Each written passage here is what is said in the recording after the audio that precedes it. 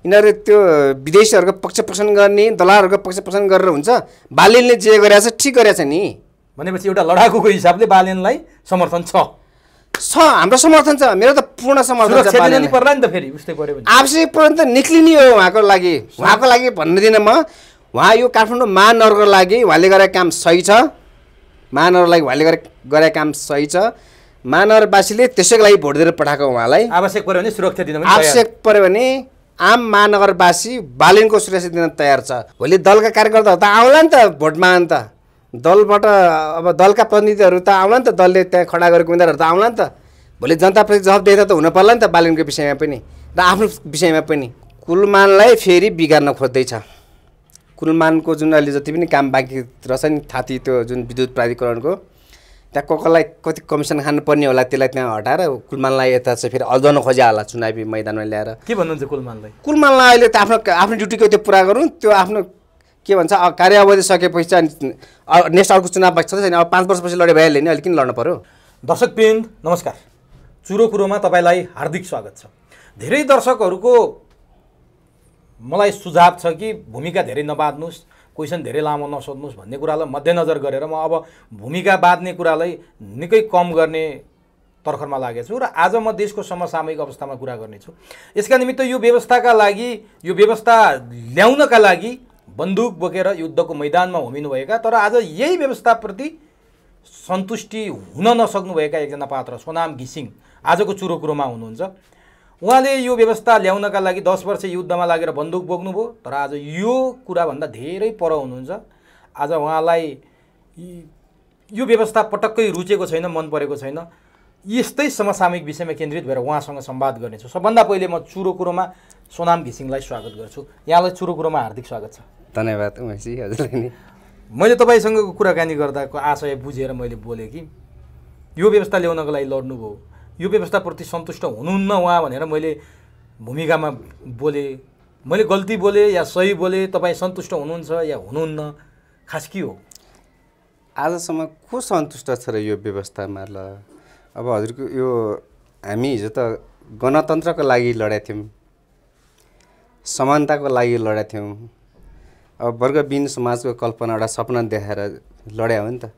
हामीले त त्यहाँ मलाई घर चाहिने, मलाई बङ्गला चाहिने, मलाई पैसा चाहिने होइन नि त। मलाई त नीति चाहिएको थियो, नियम चाहिएको थियो, सुशासन चाहिएको थियो। यसैको लागि त लड्या हो हिजो। सबैलाई हामीले के भन्छ यो उसमा थितिमा बसाल्न सक्यो भने त राम्रो हुन्छ मुलुक, त्यो हिसाबले लागेको थियो हिजो हामी। तर यहाँ के देख्यो भने ठ्याक्कै फरक। अहिले त हामी त व्यक्तिको लागि लडाइँ लडे जस्तो भयो।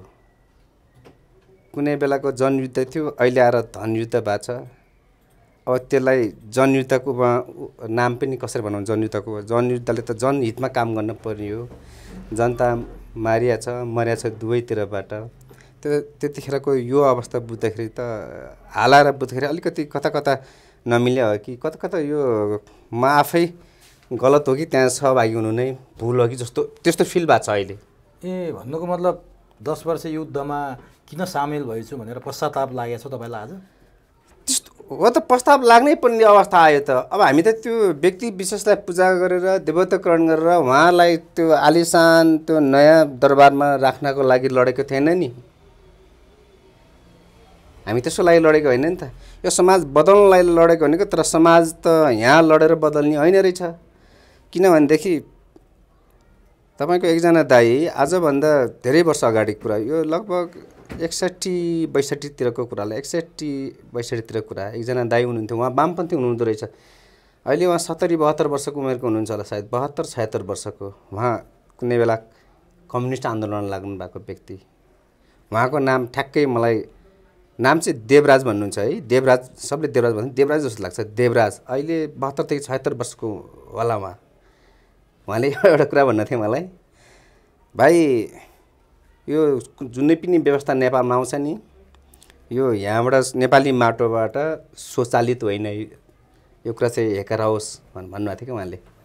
दिमागमा घुसाउनुपर्छ कहिलेकाहीँ।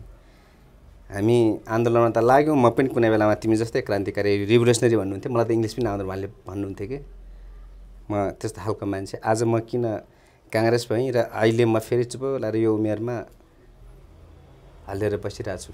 उहाँले कि तिमी त्यही व्यवस्थाको लागि फेरि लड्न पर्ने दिन पनि आउन सक्छ। किनभने यो नेपालको कुनै पनि आन्दोलन चाहिँ यहाँबाट सञ्चालित होइन। यो माटोबाट नेपाली भूमिबाट सञ्चालित आन्दोलन नभएको कारणले यो सबै परिचालित हो भनेर त उहाँले भन्नुभएको छ मलाई। अनि तपाईँको घैँटामा घाम लाग्यो? त्यतिखेर त कहाँ लाग्नु नि, अहिले आएर पो सोध्दैछु। अहिले आफूले यो अहिलेको यो व्यवस्था देखेपछि, हाल यो व्यवस्था यो अवस्था देखेपछि चाहिँ अहिले उहाँको कुरा मलाई मेरो दिमागमा घुस्यो। अनि के भयो, अहिले कस्तो अनुभव भयो तपाईँलाई? उहाँले बोलेको कुरा सत्य रहेछ, सत्य रहेछ। हिजो गणतन्त्रका लागि लड्यो, आज यो गणतन्त्रको लागि फेरि बन्दुक उठाउने बेला नआउला भन्न सकिन्न भन्नेमा पुग्नुभयो तपाईँ कि आइसक्यो? अब अवस्था यही त आयो त। छोटै राजाहरू हेर्नुहोस् त, अब तपाईँको पहिला पनि 2224 राज्यहरूलाई चाहिँ एकीकरण गरे तत्कालीन शासक पृथ्वीनारायण शाह यो देशमा होइन त। 4 वर्ण 36 जाति भन्दाखेरि अहिले त फेरि अन्यथा सोध्ला। जे भयो नि वर्ण विभाजन गरे नगरे मुलुक त एकीकरण त गरेका थिए नि, चाहे भलै राम्रो गरेर गरे पनि नराम्रो गरेर गरे पनि अखण्ड नेपाल त बनाएको थियो नि त।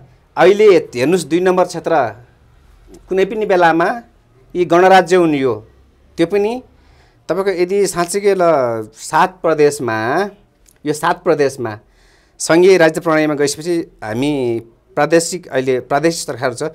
यो प्रदेश सरकार त अहिले कता कता अरू भन्दा नि 2 नम्बर प्रदेश त अहिले विकेन्द्रीकृत शासन प्रणाली भएको छ। त्यहाँ कहिले प्रहरीको कुरा लिएर आएको छ, हामी आफै भर्ती गर्छौँ भनेर, कहिले निजामती कर्मचारीलाई आफै थाहै गर्छौँ, हामी आफै थाहै गर्छौँ भनेछ 2 नम्बर प्रदेशमा।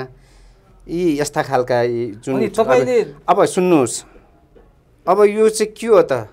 यो नेपाल टुक्राउने विभाजन गर्ने नै देखेन त यो अहिलेको यो हिसाबले त देखेन त। अब 2 नम्बर प्रदेशलाई सम्हाल्न अलिक गाह्रो भइरहेछ अहिले। झन् यसै माथि अहिले त नागरिकता के अरे पहिला चाहिँ अध्यादेश ल्याएको थियो केपी ओलीले, अहिलेको जुन यो सरकारले चाहिँ यो गठबन्धन सरकारले चाहिँ विधेयक ल्याएको छ। अध्यादेश र यो विधेयक पनि उस्ता उस्तै हुन्। जब तराईमा अथवा तराई मात्र होइन यो अधिराज्य भर्ने नागरिकता दिनलाई के गाह्रो छ त? हाम्रो पहिला त्यो जुन हामीले जग्गा जमिन कमाउँछ नि, हामीसँग 7 सालको भिजन, 2002 सालको भिजन, 3 सालको भिजन, 7 सालको फारम, 14 सालको फारम थियो नि त होइन? त्यसको आधारमा हामीले लाल पूर्जा लिन्थ्यो नि त, लाल जमिनको पूर्जा त्यसै गरी लिन्थ्यो नि त भिजनको आधार भनेपछि। मधेसमा अहिले नागरिकता दिन सजिलो छ। अब त्यहाँ त पुस्तौँदेखि बसिरहेको जुन हाम्रा नागरिकहरू छ नि, उहाँहरूलाई यो विधेयक ल्याउनै पर्दैन र अध्यादेशको आवश्यक पनि छ। त्यहाँ स्थानीय सरकार छ, वडा सरकार छ, नगर सरकार छ। विदेशीको लागि हो यो? म भन्दैछु, हजुरले क्रस गरिहाल्नु भएन। एउटा जाबो नागरिकता दिनलाई यत्रो विधेयक ल्याएर पटापट त्यो त्यहीँ बस्ने स्थानीयहरूलाई चाहिँ जहिले पनि त्यो अनाधिकृत कुरा सोधेर त्यहाँको शासकहरू, स्थानीय सरकार प्रमुख, नगर सरकार प्रमुखदेखि लिएर त्यहाँको सबै त्यहाँका वास्तविक पीडितहरूलाई चाहिँ जहिले अल्झा राखिदिने, अनि त्यही पीडितलाई बल्छी बनाएर अहिले ल्याउनु खोजेको जुन यो नागरिकता विधेयक छ नि, ठ्याक्कै इन्डियनहरूलाई दिनलाई हो कि यो विदेशीलाई नागरिकता दिएर यहाँ सङ्ख्या बढाउने काम गरिरहेको छ यहाँ नेपाल सरकारले। मेरो एकजना भाइले भन्नुहुन्थ्यो कि दाइ अस्ति कहिले पनि 23 लाख चाहिँ बाटो सिकाएको छ, यिनीहरूले 23 लाख बनाएको छ भन्थ्यो हाम्रो त्यो राजुभाइ के प्रणिल भन्ने भाइले, त्यो ढुङ्गाना हो। भनेपछि त यिनीहरूले त अहिले यो विधेयकको नाममा पनि व्यापार गरिरहेछ। यो व्यापार हो, यो व्यापार हो। तर तपाईँले अघि पश्चाताप त गर्नुभयो, जे व्यवस्था ल्याउनलाई बन्दुक बोकियो त्यही व्यवस्था फाल्न फेरि बन्दुक बोक्ने दिन आउने खतरा देखिरहेको छु भन्नुभयो नि तपाईँले। आज जुन तरिकाले नागरिकता विधेयक ल्याइएको छ, जुन देशको अस्तव्यस्त भएको छ, राजा फाल्ने, गणतन्त्र ल्याउने, धर्मनिरपेक्षता बनाउने, सङ्घीयता ल्याउने कारक त तपाईँहरू हो नि त। तपाईँले बन्दुक नबोक्या भए आज यो दिन त हुन्थेन। आज तपाईँले प्रश्न उठाइरहँदा गल्ती त तपाईँहरूबाट भएको छ नि। अब समयअनुसार चल्दाखेरि कहिलेकाहीँ त गलत मान्नु हुँदैन। यो राजनीतिमा रणनीतिक कुराहरू हुँदो रहेछ, यो त्यतिखेर हामीले बुझ्यौँ नि। तर यी अहिलेका जति पनि नेपालमा यो प्रजातन्त्रवादीहरू बिपीले सुरुमै गल्ती गरिसकेको रहेछ। 7 सालमा पनि के बिपीले जब नेपाली माटोमै बसेर त्यतिखेर लडाइँ भने सकिन्थ्यो नि। यो के भन्छ यो राणा र खेद्न त कत्रो कुरो थियो र।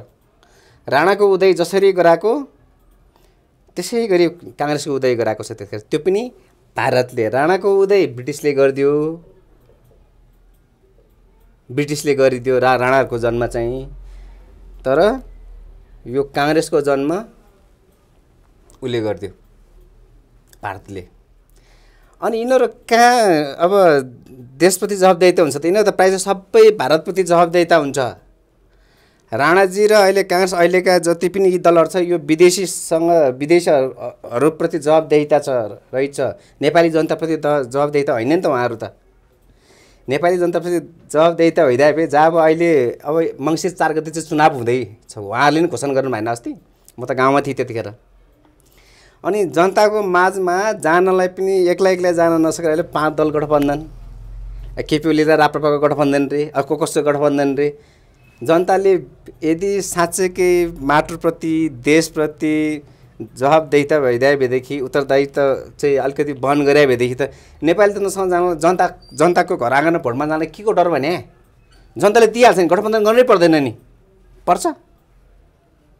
जसरी नै जित्नु छ उहाँहरूलाई, जसरी नै जितेर त्यहाँ के भन्छ शासन गर्नु छ, शासक बन्नु छ उहाँहरू, सेवक होइन। त्यहाँ गएर लुट्नु छ, कानुन पनि उहाँहरूलाई लाग्दैन, त्यो पब्लिकलाई तल जनतालाई मात्र लाग्ने हो। यस्ता खालका व्यवस्था ल्याउनको लागि अहिले उहाँहरू फेरि गठबन्धन गर्दै हुनुहुन्छ हो। अनि हजुरले अघि भन्नुभयो यो व्यवस्था के अरे, यो व्यवस्था ल्याउनको जिम्मेवारी तपाईँले पनि बोक्नुपर्छ। यो समयअनुसार के हुँदो रहेछ भने त्यो बेलामा त अब सबैजनाले कहाँ बुझ्या हुन्छ र? हामी जन्मसिद्ध यस्ता कुराहरू बुझ्या भए त्यो आन्दोलन लाग्ने पनि थिएन होला। बुझ्दै नबुझी माओवादी द्वन्द्वमा लाग्यो होइन, त्यतिखेरको अवस्था फरक थियो नि त। हामीले त त्यो बेलाको राजनीतिक इतिहास त थाहा थिएन नि, मुलुक यसरी चलेको छ भनेर थाहा थिएन नि। अब मुलुक नयाँ ढङ्गले चलाउनुपर्छ भनेको थियो, त्यही बुझाएको थियो, त्यही भएर लागेको थियो। किन चलेन? त्यतिखेर सही थियो, हामीले त्यतिखेर जे बुझ्यो त्यो सही थियो, त्यही भएर लाग्यो। तर बुझ्दै जाँदा हालाएर बुझ्दाखेरि त्यो दाईको अघि पनि मैले फेरि पनि नाम दोहोऱ्याएँ, त्यो देवराज दाई नै भन्छु। अब उमेरले त उहाँलाई बाउ भन्नुपर्ने, मान्छे बुवा भन्नुपर्ने। उहाँको कुरा सुनिसकेपछि उहाँले के भन्थ्यो भने तिमी जुन व्यवस्थाको लागि अहिले लड्यौ नि सोही व्यवस्था फेरि ल्याउनको लागि फेरि पनि तिमी लड्न पर्ने हुन्छ भन्थ्यो। तर त्यही व्यवस्थालाई बन्दुकै त बोक्न नपर्ला। तर राष्ट्रवादी युवाहरू अब चाहिँ सचेत भएर यो दलको पछाडि नलाइकन साँच्चीकै हामी देशभक्ति राष्ट्रवादी हो भने तपाईँको यो के अरे राजावादी के अरे माओवादी समाजवादी यो प्रजातन्त्रवादी के वादी भएको छ नि, यो वादी हुनै पर्दैन। यदि साँच्चीकै देशको माया छ भने सबै दलमा रहेका सम्पूर्ण साथीहरू छ नि, दल प्रत्येक दलमा रहेका चाहिँ यो देशभक्त साथीहरू हुनुहुन्छ नि, उहाँहरूलाई अब बाहिर आउनुहोस् भन्छु म त, बाहिर आउनुहोस्। अब तर तपाईँहरू दलको झन्डा नबोक्नुहोस् भन्छु उहाँहरूलाई। तपाईँहरूले कस्तो खालको अभ्यास गर्दै हुनुहुन्छ कि विश्वमा दलीय व्यवस्था छ, दलीय व्यवस्थाकै कारण चाहिँ विश्वमा विकास पनि भएको छ। अमेरिकामा पनि दल छ, बेलायतमा पनि दल छ, जापानमा पनि दल छ, भारतमा पनि दल छ, चीनमा पनि दल छ। तपाईँहरू कस्तो अभ्यास गर्दै हुनुहुन्छ कि निर्दलीय अभ्यास, जहाँ दलहरू राष्ट्रघाती हुन्, दलका नेता राष्ट्रघाती हुन्, यिनीहरू दलाल हुन्, यिनीहरू देश बेचुवा हुन्, अब जनता चाहिँ दल छोडेर आउनुपर्छ भनेर कस्तो खालको अभ्यास गर्दै हुनुहुन्छ तपाईँहरू? किन यस्तो गर्दै हुनुहुन्छ? अब कहाँनिर जान्छु म भने दलको दलीय व्यवस्थामा चाहिँ संसार विकास भएको छ भन्नुभएको छ, दलीय व्यवस्थामा संसार विनाश पनि भएको छ। कहाँ भयो? आफूमा कुरा नमिलेपछि हाम्रै अहिले नेपाल कम्युनिस्ट पार्टी भएको थियो, नेकपा विनाशै भयो, 3-4 टुक्रा बनाइदियो, विनाश भएन। दलै विनाश भएपछि त्यो विनाश भएको दलले देश विकास गर्छ त? त्यसले विनाशकै बाटो रोज्ने हो। दल खराब होइन होला नि, पात्र खराब होला नि त। दलभित्रका पात्र खराब भएपछि दललाई पनि खराब बनाइदियो, दलै पार्टी खराब बनाइदियो नि त, त्यस्ता मान्छेहरूले त बनायो नि त। अनि तपाईँले भन्नुभयो दल बिना चाहिँ कस्तो अभ्यास गर्ने भन्नुभयो नि, यो दल जस्तै पहिला भारदारी प्रथा थियो नि त, भारदारी प्रथा पहिला यो के अरे बस्नेत पाण्डे कुँवरहरू थापाहरू शाहहरू थिए नि। एउटा सानो नरेन्द्र र वीरेन्द्र भन्ने व्यक्ति रहेछ त्यतिखेर होइन, कान्छी महारानीपट्टिको राजेन्द्र लक्ष्मी देवीको छोरालाई राजा बनाउने सिलसिलामा त्यसैलाई टेकेर ठुलो भद्रगोल पर्व मनाएन, विध्वंस बनाएन देश त्यतिखेर नि, एउटा सिरपेजको लागि। तर त्यतिखेर नि घुसपेट पारेछ फिरिङ्गीहरूको। तर हाम्रो जुन राजकीय परम्परामा जुन कुरा चाहिँ अवैध छ त्यो हामी मान्न सक्दैन भन्यो, त्यही उसमा चाहिँ अब सिंह थापा पनि त्यसै उसमा मारे, फतेजङ शाह पनि त्यहीँ मारे, अभिमान सिंह पनि त्यहीँ मारियो हो। माथावर सिंहलाई पनि लास्टमा आफ्नै भान्जोले चाहिँ भर्याङ लुकेर चाहिँ गोली हालेर मारिदियो हो। भारदारी प्रथाको अन्त्य आवश्यक थियो। त्यही बेलामा के गरेको थियो, जङ्गबहादुरलाई फिरिङ्गीको चाहिँ सहयोग रहेछ भित्री।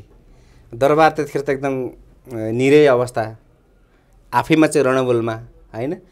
त्यसरी चाहिँ जङ्गबहादुरले भारदारी प्रथाको अन्त्य गरेर दलाली तन्त्र नै भए पनि 104 वर्ष सुशासन कायम गर्यो। देश त बेचेन, बाँके बर्दिया कैलाली कञ्चनपुर त फिर्ता ल्याए नि। ल विदेशीको दलाली नै गरेको भए तापनि ल्याएन, ल्यायो नि। अहिलेका दलहरूले के ल्यायो, महाकाली बेचियो, अहिले पञ्चेश्वर कामै गर्न सकेका छैन, टनकपुर त्यही, शारदा ब्यारेज त्यही, काँडा आएपछि कोशी ब्यारेजको पनि त्यस्तै कुरा छ अहिले 199 वर्षको लागि रे। अब त्यहाँ हाम्रो केही चल्दैन। अनि दलीय व्यवस्थामा दललाई भोट हालेर अनि देश बेचा ठुल्ठुलो हेरेर बस्ने, ताली बजाएर बस्ने यसरी, त्यसको लागि भोट हाल्ने हामीले दलहरूलाई। त्यसकारण यो दललाई भोट हालेर यो देश विकास हुँदैन। दलभन्दा बाहिर आउनुहोस्। अब हामी नयाँ अभ्यास गर्नुपर्छ। के स्वतन्त्र रूपमा चाहिँ त्यो राज्य सञ्चालन गर्न सकिँदैन आफ्नो सार्वभौम। तपाईँले स्वतन्त्रको कुरा गरिरहँदा नि दलको एउटा सिद्धान्त हुन्छ, एउटा नीति हुन्छ, एउटा नियम हुन्छ, एउटा अनुशासन हुन्छ, एउटा विधान हुन्छ, संविधान त दल चल्छ। स्वतन्त्र रूपमा एउटा व्यक्ति म राज्य सत्ता चलाउँछु भनेर आउँदा उसँग न नीति छ, न सिद्धान्त छ, न विधि छ, न विधान छ, न सङ्गठन छ, न टेक्ने छ, न समाउने छ। कस्तो सपना देख्या तपाईँहरूले? तेरि सपनाको कुरा गर्नुहुन्छ उमेशजी हजुरले है। यो दलीय व्यवस्थामा दलका नीति भनेको आफूले बनाएको नीतिमा यिनी चल्न सक्दैन, यिनलाई विदेशीले बनाउने नीतिमा यिनीहरू चल्ने हुन्। कुन चाहिँ आफ्नो नीतिमा चल्याछ ल? काङ्ग्रेस चल्याछ, एमाले चल्याछ, समाजवादी चल्याछ, माओवादी चल्याछ, अहिले राप्रपा चल्याछ। सबै दल असफल भइसके। सबै दल असफल भयो नि त अहिले त। तपाईँको यो 15 सालमा चाहिँ 16 सालमा निर्वाचन भएको थियो है। 15 सालमा निर्वाचन हुँदाखेरि बहुमतको सरकार बिपीको असाध्यै राम्रो थियो अरे, 2/3 बहुमतको। तर त्यो सरकार ढल्नुको कारण के हो? यदि उसको सही नीति थियो देशप्रति नै, पछि उसले के कुरा बदल्दाखेरि उसलाई के गर्यो, फसाएन। हिजो त ल विदेशीले नै उसलाई, विदेशी भारतीयले नै जन्माइदियो उसलाई। तर जब मुलुक हितमा काम गर्छ भन्दाखेरि उसलाई त बन्दी पनि बनायो बिपीलाई। त्यो त भारतीय पोलिसी रहेछ नि त्यतिखेर पनि। भनेपछि अहिलेका यी दलहरू कोही पनि स्वविवेकले र आफ्नो ढङ्गले यो मुलुक चलाउनलाई के भन्छ सामर्थ्य छैन। उहाँहरू विदेशीबाट परिचालित भएको हुनाले, विदेशीबाट यिनीहरू परिचालित छन्। यिनले देशको लागि केही गर्न सक्दैन। यो कुनै पनि दलहरूले, जो राजावादी होस्, अथवा माओवादी अथवा समाजवादी अथवा प्रजातन्त्रवादी, कुनै पनि दलहरू, यिनका नीति त छ तर त्यो नीति यहाँ लागू हुँदैन। यिनीहरू विदेशीको नीति होइन निर्देशनमा चल्छन्। त्यसकारण उहाँहरूले यो मुलुक अब चलाउन सक्दैन। भनेपछि अहिले जसरी नागरिकता विधेयक ल्याइएको छ, यो विदेशीकै डिजाइन, विदेशीकै नीति नियममा ल्याइएको हो भन्ने कुरा भन्न खोज्नु भयो तपाईँले? त भारतीय दबाबमा हो नि, स्वतै देखाएको कुरा हो नि। के भन्नुपर्छ र उहाँले बोल्न नसके मात्र म त नागरिक हो नि, बोल्न सक्छु नि, स्वतन्त्र व्यक्ति हो नि, जनता हो नि। म त उहाँ भारतको दबाबमा त हो त यो।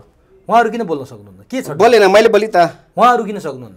सक्नुहुन्न, उहाँहरू नुन खा होला नि त, उहाँको दाना पानी खा होला। त्यो सजिलो छ है तपाईँहरूलाई। नेताले केही गर्न खोज्यो, दलले केही गर्न खोज्यो भने विदेशी दलाल हो, विदेशी नुन पानी खाएको छ, त्यसकारण विदेशीको हितको लागि काम गर्छ, नेपालीको लागि। कस्तो सजिलो क्या, आरोप लगाइदिए भयो, तथ्य प्रमाण चाहिँदैन। तथ्य प्रमाण होइन, यो नाङ्गो आँखाले देखिरहेको छ नि। जस्तै एमसिसीको विषयमा, एसपिपीको विषयमा कति छल गर्यो, कति झुक्यायो। सदनमा यसको विषयमा कहिले बहस भयो, गर्न दियो? भीमरावल चिचाकै उसको केही सिप लाग्यो उसलाई। भीमरावललाई त विभिन्न खालका चाहिँ धाक धम्की पनि दियो नि त भीमरावललाई, पूर्व गृहमन्त्रीलाई। उहाँ परराष्ट्र मन्त्री पनि हुनुभयो, उप प्रधानमन्त्री हुनुभयो। बहसै गरौँ भने नि गगन थापाले सत्य कुरा बोल्दाखेरि चारपाटा मुडेर म थानकोटै काट्छु भने नि गगन थापाले। तपाईँ क्षेत्र नम्बर 4 कै होला काठमाडौँको। म क्षेत्र नम्बर 4 को है। अब यो प्रत्येक दलमा सच्चा देशभक्त पनि छन्, तर उहाँहरूको त्यहाँ कुनै कुरा सुनवाई हुँदैन। जस्तै गगन थापा जस्ता हाम्रा चाहिँ मान्यज्यू हुनुहुन्छ महामन्त्री। मान्य भनेर अलिकति कस्तो अड लाग्छ कि अहिले मलाई। मान्यज्यू गगन थापाहरू जस्ता चाहिँ दलमा अटाउँछ, किनभने उहाँहरू जस्तोको चाहिँ नीति यहाँ, उहाँहरूले त आफूले आफ्नै माटोबाट आफ्नै मनबाट नीति तथा नियमहरू निर्माण गर्ने होइन विदेशीले दिने नीति नियमलाई पालन गर्नुपर्छ मान्नुपर्छ। अब यस्तो भने यो हुन्छ भने जनता झुक्याउने मात्र काम हो उहाँहरूको, जनता झुक्याउने मात्र काम हो, देशको लागि केही गर्नुहुन्न। भनेपछि क्षेत्र नम्बर 4 मा गगन थापाको भविष्य के देख्नु भएको छ तपाईँ त्यहीँको स्थानीयवासी भए हुनाले? मैले त उहाँको त खै योपालि त भविष्य देखाएको छैन। उहाँ अस्ति पनि कता कता घुमिरहनु भएको रहेछ, मैले त कता कता देखाएको थिएँ। अब म फेरि उहाँको पछि लाने कुरा त भएन, तर खासै जनता त्यति क्षेत्र नम्बर 4 का जनता चाहिँ उहाँप्रति त्यति ऊ छैन, एकदमै रुष्ट नै छ।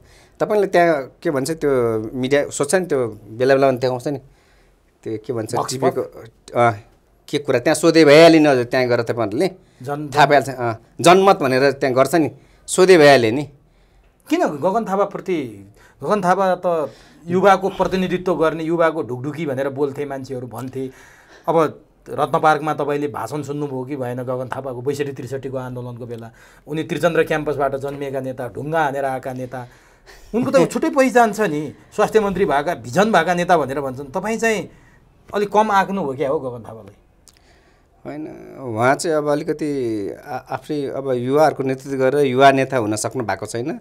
उहाँ युवाको होइन, उहाँ चाहिँ अब विदेशी युवाहरूको चाहिँ नेता हुन्, स्वदेशी युवाहरूको चाहिँ नेता होइन। किनभने उहाँले को छ गगन थापालाई काउन्टर दिने? के डाक्टर राजन भट्टराई एमालेका? राजन भट्टराई खोइ यसपालि उहाँको त्यस्तो हल्लाखल्ला चाहिँ सुने छैन। कता कता खै को छ त गगन थापालाई? उषा किरणको कुरा कहीँ गुहाँ सुन्न आएको छु 4 नम्बर क्षेत्रबाट चुनाव लड्ने भनेर। तर यसपालि 4 नम्बर क्षेत्रबाट दलका कुनै पनि प्रतिनिधिले चुनाव जित्दैन। 4 नम्बर क्षेत्रमा अर्जुन प्रसाईको नै अलि ऊ छ।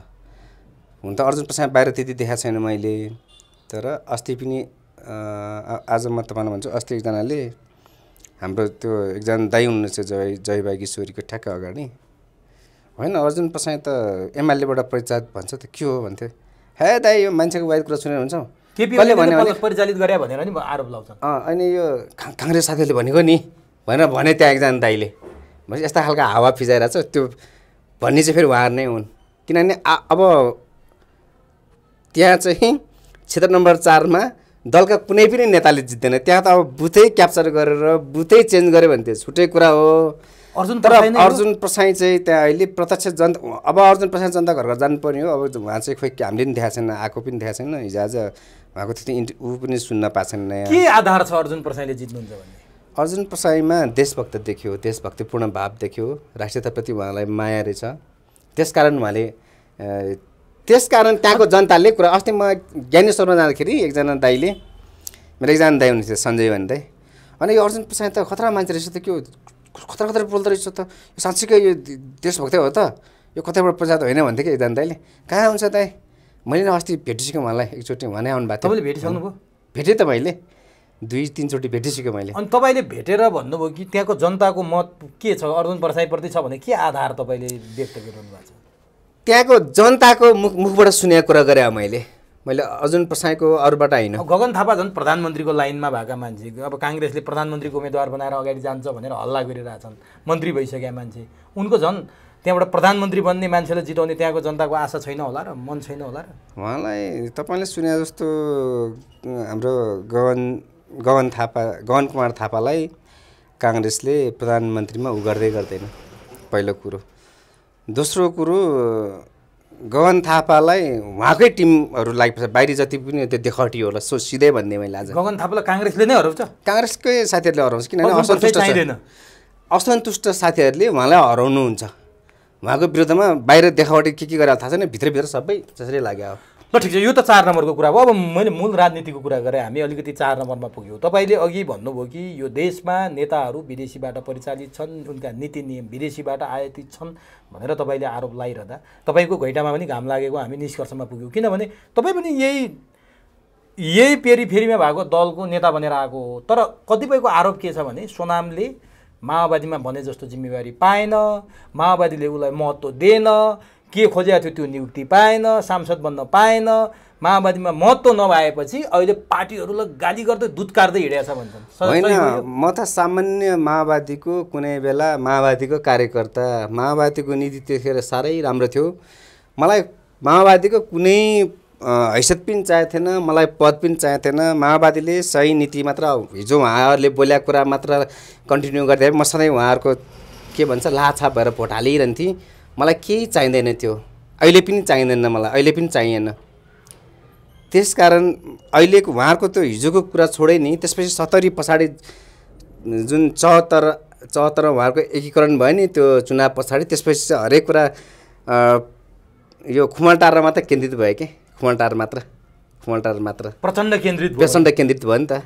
अब उहाँ सर्वेसर्वा त होइन नि, कमसेकम सामूहिक प्रणाली हुन्छ नि, त्यहीँभित्र पनि छ नि त, शक्तिशाली नेताहरू हुनुहुन्छ त्यहाँ। उहाँलाई विगतमा त्यत्रो चाहिँ अब सहयोग गर्दै सँगै आएको चाहिँ अब हाम्रा मान्यज्यूहरू, मान्यवर दाइहरू, आदरणीय भनौँ न दिग्गज नेताहरू हुन्छ। आज उहाँहरू सबै लाखा पाखा छ, कारण किन त? प्रचण्ड केन्द्रित भएर होइन त? सायद हिजो त्यही भएर त होला बिस्तारै बिस्तारै फुट्नु कारण त्यही होला। आज मलाई त्यही महसुस भएको छ।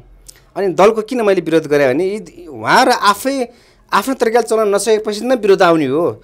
सही तरिकाले चल्यो भने त सबैले सम्मान नै गर्छ। दल नपाएर विरोध गरे त होइन नि तपाईँले? त्यस्तो होइन, मलाई भाग्छ केही पनि चाहिएको छैन। आज पनि मलाई के छ र, गाउँमा गयो भने मलाई 3-4 महिना खाना पुग्ने मेरो पाखा बारी भयो भने छ, बाँकी जीवन त ज्यालै गरेर खाने हो, घामै गरेर खाने हो होइन। हामीले त मलाई यो चाहियो त्यो चाहियो भने होइन नि त। हिजो बन्दुक चाहिँ किन बोक्नु भएको थियो?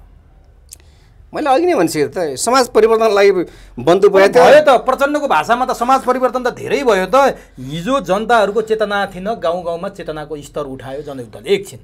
हिजो राजाको शासन थियो, एउटा परिवारको विरासत थियो नेपालमा, जन्मेकै आधारमा सिर्पेज लाएर सिर्पाज महाराज धिराज हुने अवस्था थियो। आज जनताको छोरा अथवा छोरी मतदान मार्फत जितेर राष्ट्रपति हुने अवस्था छ।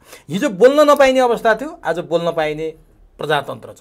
हिजो राजतन्त्र थियो, आज गणतन्त्र छ। हिजो हिन्दू राष्ट्र थियो, आज धर्मनिरपेक्षता छ। हिजो केन्द्रीकृत राज्य प्रणाली थियो, आज विकेन्द्रीकृत। यो त तपाईँको बन्दुकको बलमा आएको भनेर प्रचण्ड भनिरहेछन् त। के देख्नु भएन तपाईँलाई? माइक्रोस्कोपै चाहियो कि क्या हो? अब नेपाली जनतालाई फाइदा के त? अहिले विकेन्द्रीकृत राज्य प्रणाली, विकेन्द्रीकृत शासन प्रणाली भइदियो। यो त गणराज्यहरू खडा गऱ्यो फेरि। अब फेरि एकीकरण लागि अब फेरि लड्न पर्ने अवस्था आयो। भाला खुँडा बोकेर गाप्दै ल्याउनु पर्ने भयो फेरि पनि। 2 नम्बर प्रदेश उछिन खोजिसक्यो अहिले।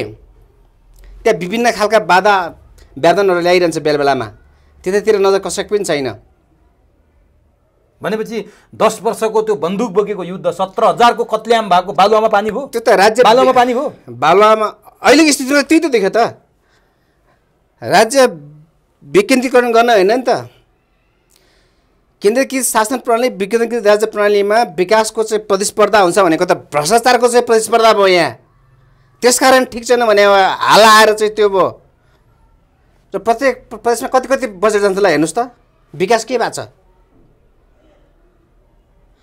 अहिले भर्खर मेरो त्यहाँ मोटरसाइकल हेर्नुहोस् त, त्यहाँ के छ, यति टिपेर आएको। हेर्नुहोस् यहाँ यस्तो हिलो खुट्टा, यही हो। यही खोज्नलाई हामीले त्यहाँ त्यो बेलामा लड्या हो त होइन नि।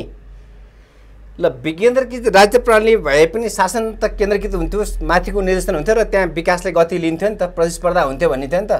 यहाँ त भ्रष्टाचारमा चाहिँ प्रतिस्पर्धा गर्यो कि दलीय व्यवस्थामा आएपछि लुट र के भन्छ खाऊ। हिजोका माओवादी आज खाओवादी भए। खाओवादी त भइरहेछ त अहिले नि। को चाहिँ माओवादी छ त यहाँ? आज हिजो जुन व्यवस्थाको लागि लडेको आज त्यही व्यवस्थाको विरुद्धमा बोल्न पर्छ। आज एकदमै नमजा लाग्छ यसरी बोल्न पर्दाखेरि। हिजो त सबै मिथ्या जस्तो भयो नि त। अनि तपाईँ भन्नुहोस् दलको नीति हुन्छ अरे स्वतन्त्र त जनता स्वतन्त्रबाट यदि 77 जिल्लाबाट आएछ भने कुनै ठाउँबाट परिचालित नभइकन त्यहाँका प्रत्येक क्षेत्रका जनताबाट परिचालित हो भने स्वतन्त्रले कुनै दलसँग नमिलिकन स्वतन्त्रको एउटा टिम हुन्छ नि, भिजन त स्वतन्त्रले जनताको निर्देशनलाई फलो गर्ने हो। हिजो के भनेर अब भोलि हामी के भनेर जान्छौँ पब्लिक कहाँ, जनता कहाँ? जनतालाई के आश्वासन के भनेर भोट माग्ने? त्यही आधारमा शासन व्यवस्थालाई चाहिँ अलिकति उठाउनु पऱ्यो नि त, कुरा गर्नु पऱ्यो नि, जनताको निर्देशन फलो गर्नु पऱ्यो नि त। अब जनताबाट परिचालित नेता चाहियो हामीलाई, यो विदेशीबाट परिचालित नेता होइन नि त। अहिलेका विद्यमान पार्टीका सबै नेता विदेशबाट परिचालित सबै त्यही देख्यो ल। खोइ त अहिलेसम्म एउटा नि अब त परराष्ट्र नीति अहिलेसम्म के छ? राम्रो छ? हाम्रो राम्रो छ भनेपछि राज संस्था ठिक भन्ने ठाउँमा जानुभयो। किनभने राजा महेन्द्रले दलीय व्यवस्थालाई फालेर पञ्चायती व्यवस्थाको सुरुवात गरेका थिए। नेपालमा दल चाहिँ होइन, नेपाल सुहाउँदो चाहिँ पञ्चायती व्यवस्था हो, नेपाल माटो सुहाउँदो भनेर परिकल्पना गरेका थिए। त्यसो भए राजा महेन्द्र र राज संस्था ठिक रहेछ भन्ने ठाउँमा सोनाम घिसिङ पुग्या हो। अब जिब्रो नचपाइकन भनिदिनुहोस्।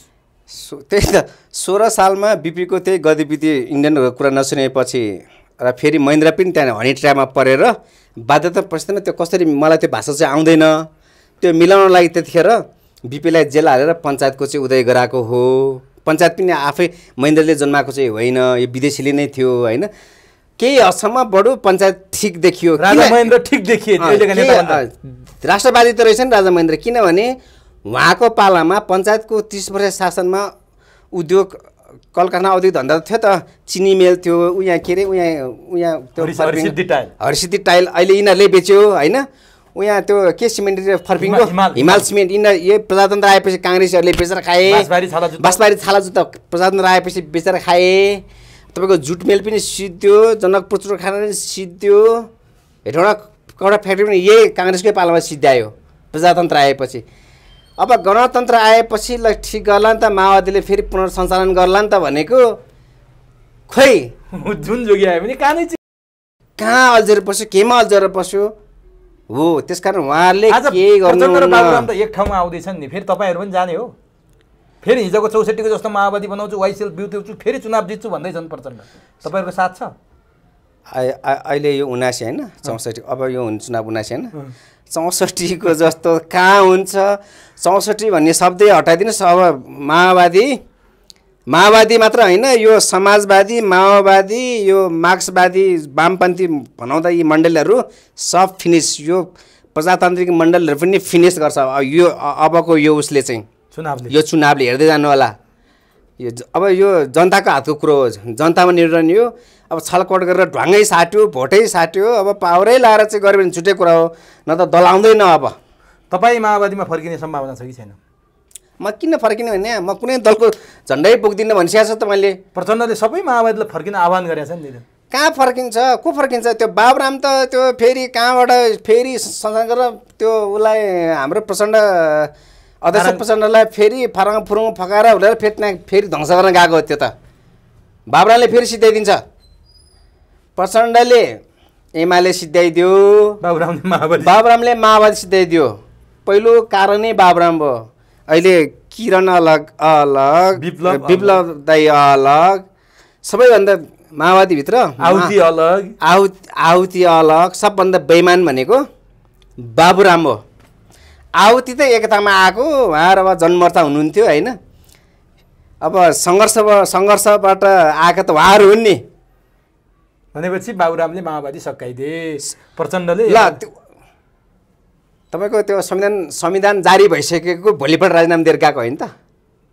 के डिजाइनमा हो? यो पनि डिजाइन मात्र रहेछ त यो। अहिले पनि फेरि त्यो के त्यहाँ अभिष्ट पुरा के अरे एक आँखी के अरे नयाँ शक्ति भनेर पुरा 1 वर्ष गीत गायो लालध्वज भनेर सलाम ठोक्या त हो त तपाईँले? मैले एकचोटि त्यो उहाँलाई उसको बेलामा चाहिँ देखाएको थियो, फुन्टुवाङमा बैठक कारवाही गरिसकेपछि एकचोटि देखाएको थिएँ उहाँलाई रुकुममा राख्दाखेरि। लालध्वज होइन उहाँको, त्यही कारणले त्यतिखेर नि त्यही भएको जस्तो लाग्यो मलाई, कतिपय कमजोरीहरू के। तर त्यो बेलामा चाहिँ हाम्रो के कार्की दाइ हुन्छ नि, राम कार्की, उहाँको कारणले के भयो त्यो चाहिँ थाहा भएन मलाई होइन। जे होस् उहाँ चाहिँ त्यतिखेरदेखि नै अलिकति बाहिरबाट नै परिचालित रहेछ। अब तपाईँ माओवादीको पार्टीमा लाग्नुभयो, लडाकु पनि हुनुभयो, प्रचण्डको बडीगार्ड पनि बसेको भन्ने यता कता सुनिन्थ्यो। प्रचण्डसँग भेटघाट हुँदा चिन्छन् प्रचण्डले आज तपाईँलाई?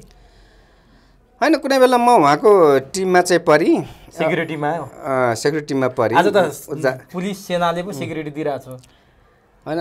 अब जस्तै मुलुकको नेतृत्वलाई सेक्युरिटी त आवश्यक थियो, दिन पर्थ्यो, त्यो राज्यको दायित्व पनि हो।